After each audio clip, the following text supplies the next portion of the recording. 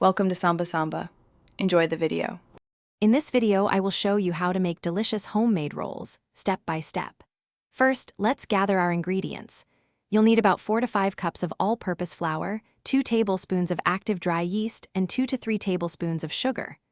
Don't forget 1½ teaspoons of salt, 1½ cups of warm milk, 1/4 cup of water, and 2 to 6 tablespoons of softened butter.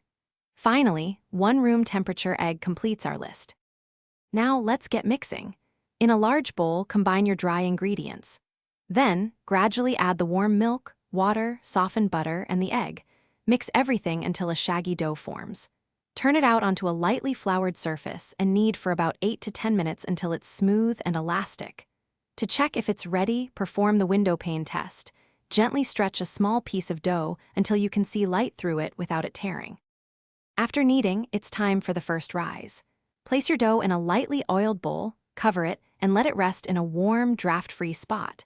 It should double in size in about 1 to 2 hours. Once risen, gently punch down the dough to release the air.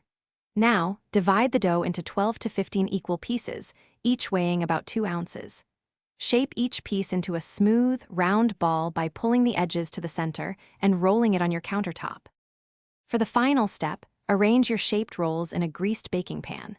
Cover them and let them rise again for about 30 to 45 minutes until they look puffy and doubled. While they rise, preheat your oven to 375 degrees Fahrenheit. Bake the rolls for 12 to 20 minutes or until they are beautifully golden brown. For an extra touch, brush them with melted butter right out of the oven. Enjoy your warm, homemade rolls. Thanks for watching. Consider subscribing if we helped you.